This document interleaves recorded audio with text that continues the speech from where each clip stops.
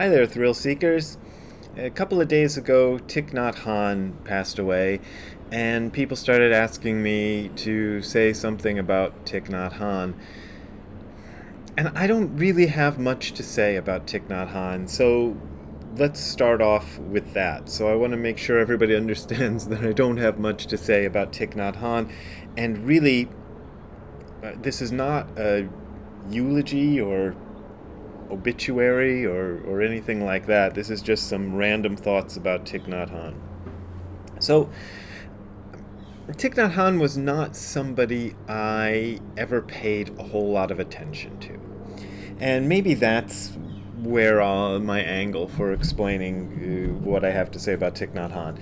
The only book I've ever read by Thich Nhat Hanh is this one, Transformation at the Base, which was republished under another title that I'll put up on the screen if I remember it later. And I only read this last year.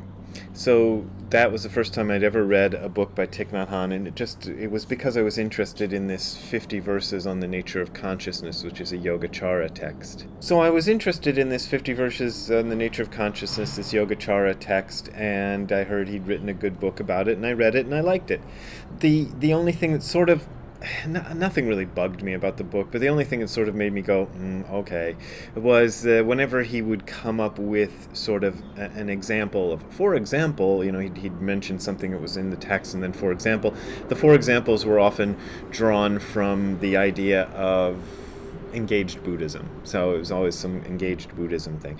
And I've talked about engaged Buddhism. That's his sort of claim to fame, at least according to the internet. I've talked about this before, and it's always difficult to talk about these things because you never know what people are going to take from what you say. At least I never know what people are going to take from what I say, but I'm going to try my best to say what I have to say about it. Engaged Buddhism, to me, there is engaged Buddhism, there's engaged Buddhism and there is engaged Buddhism. Let's put it that way. And there is the engaged Buddhism that Thich Nhat Hanh described in his writings and his talks, which I know nothing about, because I've never read, as I said, I read this one book, and it's not about engaged Buddhism, even though I said there's examples of engaged Buddhism here and there in the book. So that's one thing, and I know nothing about that.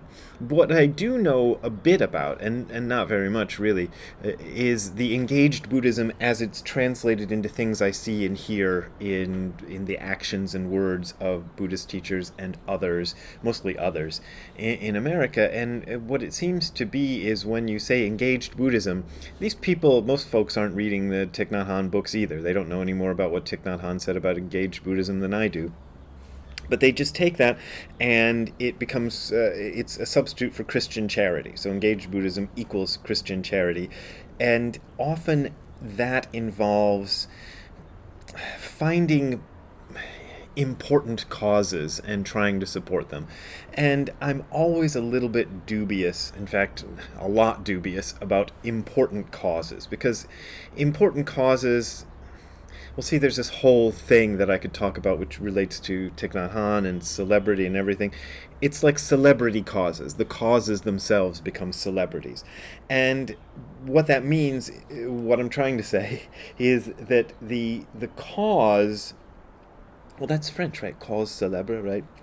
The cause becomes a celebrity in itself. So, like a celebrity, the cause has something real to it, but that whatever real thing the celebrated cause has gets magnified by the culture into like, wow, this giant thing. And then everybody's perspective on it becomes skewed, and we miss the real causes that are right in front of us. So I think if you're going to do engaged Buddhism, and for all I know, maybe Thich Nhat Hanh already said this, engaged Buddhism would be dealing with the causes right in front of you. I can give you an example right now. Ziggy last night puked all over the bed at 2:30 in the morning, so I had to get up and try to clean up the bedspread of dog puke at 2:30 in the morning, and then he had diarrhea all over the carpet when he got up in the morning, before I could even get him out of the house. So my immediate cause that I should deal with is Ziggy. Like, whatever causes that the news media and the Twitterverse and everybody else is talking about, they are not nearly as important as far as what I need to do as dealing with Ziggy puking and cleaning up after it and making sure that he's not actually seriously sick and so forth and so on. So that's the kind of things that I think engaged Buddhism needs to be about, and not about huge celebrated causes. Now, back to Thich Nhat Hanh. Thich Nhat Hanh was a celebrity Buddhist. And this means celebrity Buddhism works exactly the same way as celebrity anything else, as a sports celebrity or a music celebrity or an acting celebrity or whatever other kind of celebrity that you have. They all work the same way. There's this big sort of machine around the celebrity that makes the celebrity happen. And the celebrity himself or herself is only one small cog in that machine.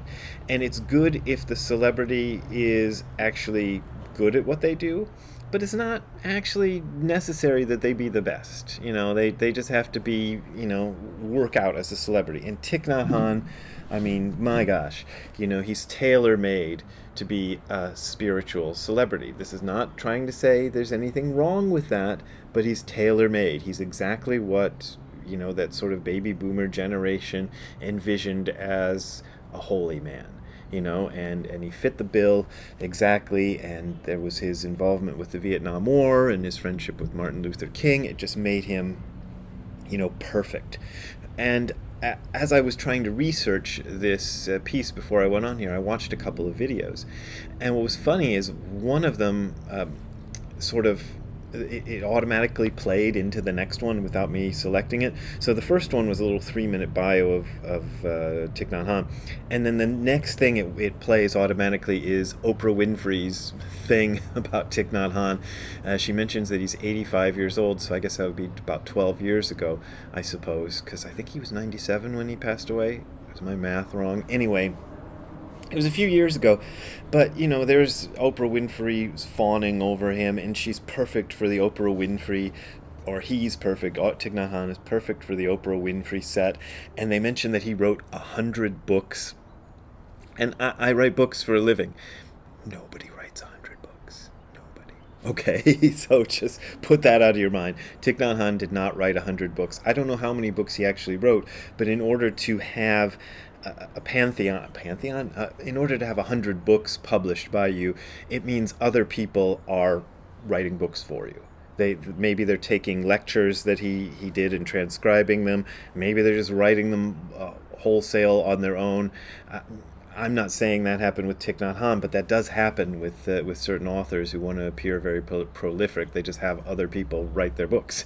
I'm not saying that happened with Thich Nhat Hanh, not saying that, but 100 books, impossible. He did not write 100 books. Maybe he wrote 20 books. I don't know. That's pretty impressive.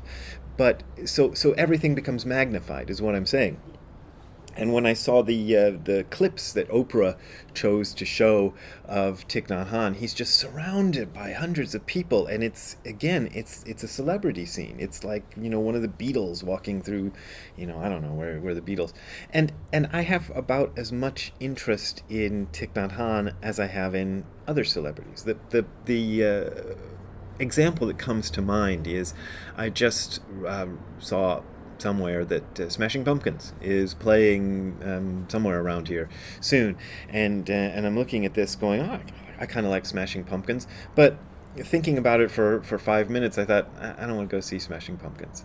Not because I hate Smashing Pumpkins, because I like their records, but because it's just going to be this whole mob scene. It's just going to be bazillions of people in one of those big, concert venues that's horrible, and then you're, if you haven't bought the very first ticket that was on sale, you're a mile away where you can't. I saw Kiss once in one of those venues, and I could see, this was their reunion, one of their reunion concerts, I could see Peter Criss hit the drum. It'd be like you'd see it,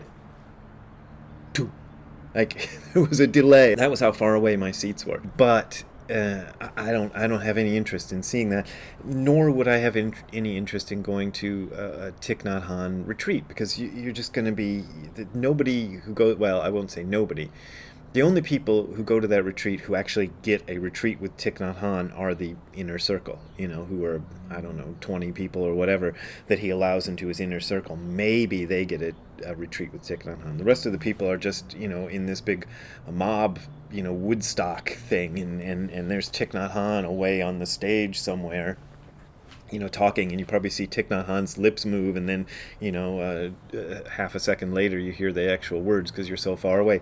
That kind of scene. So,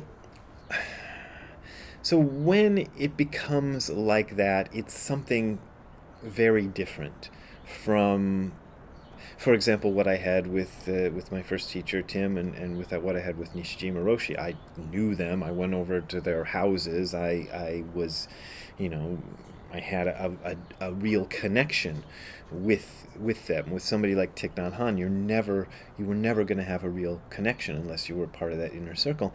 And I guarantee you that inner circle works exactly the same way the inner circle around Brad Pitt or Leonardo DiCaprio or Steven Tyler or whoever, or the guy from Smashing Pumpkins. What's his name? The guitar player. He's a really good guitar player. Anyway, it's like those inner circles, those tight inner circles around a celebrity. The ordinary person is never going to penetrate it. So what can somebody in that position really do? It's limited to what you can put in books, what you can say on the Oprah show, what you can do in those kind of circumstances. And yeah, that has some kind of influence, because it influences those kind of people. I'm trying not to say anything disparaging, but those kind of people who don't notice anything until it's like the biggest thing in the world. I was once somebody was trying to help me with my career. This was years ago, 10 or more years ago, probably 15 years ago, and he was trying to hook me up with somebody who booked sort of events for spiritual celebrities. And I had several books out by then, and this guy was talking to me, but he said to me about the person that he was going to introduce me to, "You're not even on his radar." In the end, I was not interested in meeting this person, so I never had the meeting, and I never had the career help. But this is the kind of levels we're talking about. I mean, I have 8 books, I guess. I don't know if this next book is book number 8 or book number 9, but I have a lot of books out, and I can go to Barnes and Nobles and I can see my books there, and people know my name, and you're watching this YouTube video, and I have that celebrity. I'm not even on the radar of somebody who deals with people that aren't even as big as Thich Nhat Hanh. So Thich Nhat Hanh was incredibly huge, like incredibly huge, and at that level, doing the actual work of Buddhist teaching, I don't see how it was possible. I mean, maybe again for the people in his inner circle, but then again, once you're that big, even your inner circle probably not filled with the best people. I'm sorry to say, it's probably filled with people who are ambitious, and I'm not saying I know anything about Thich Nhat Hanh, but I'm saying when I envision something like that, I envision, this guy surrounded by a bunch of ambitious people who really, who may have some interest in Buddhism and stuff, but are more about, being friends with Thich Nhat Hanh. Look, I'm friends with Thich Nhat Hanh, that kind of thing. Then, so I look at somebody like Thich Nhat Hanh and I feel a little sad. I mean, I'm not trying to say I'm better than him or anything, but I feel like you chose to do that, and maybe it makes a difference, and that's the difference he wanted to make. He wanted to make a big impact, and he made a big impact, and great, and he got through to people who don't notice anything until it's the biggest thing in the world, and who aren't willing to dig for anything, who aren't willing to really work at anything, and that kind of lazy person goes, oh yeah, there's something beautiful in this Thich Nhat Hanh book, and maybe it leads them to something better, and that's great. But beyond that, I'm that whole world. That's a whole world that I have a lot of problems with, because I'm kind of a little bit into it, and to the extent that I'm into that world, I don't really like it. I mean, I already feel like I'm too big, you know? And so if I ever got Thich Nhat Hanh big, I think I would just have to, I don't know, get plastic surgery to alter my face and move to Azerbaijan or something, just to get away from it. I don't think that would be a good thing if I think about it for myself. So those are my thoughts about Thich Nhat Hanh, and probably everybody's going to hate me, but I do not hate Thich Nhat Hanh. But I do have a joke, and here's the joke. I was at a retreat called the Great Sky Retreat, and it's in rural Minnesota, and deer ticks are a big problem in that area. So they really, Dokai Georgeson, who kind of runs the place, lectured us all about deer ticks. Like the first day we got in there, a really long lecture about how to recognize a deer tick, how to avoid getting deer ticks, and all this stuff. So really, we were drummed into this thing about ticks.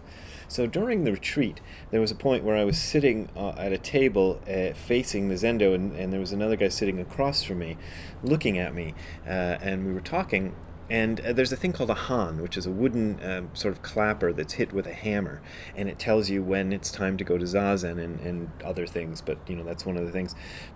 So I'm sitting there talking to this guy, and I can see the guy over who's about to do the Han, but it's still a few minutes before.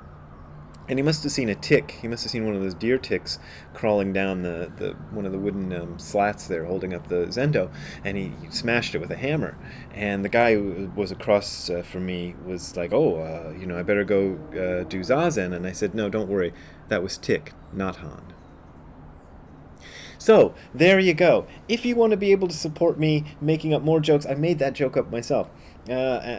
If you want to be able to support me making more jokes like that, you can go to the URL you are seeing on the screen below, which is hardcorezen.info/donate. That is hardcorezen.info/donate. There you will find links to my PayPal and Patreon accounts. Those are my main means of support. I don't get supported like Thich Nhat Hanh does, so I really appreciate your contributions.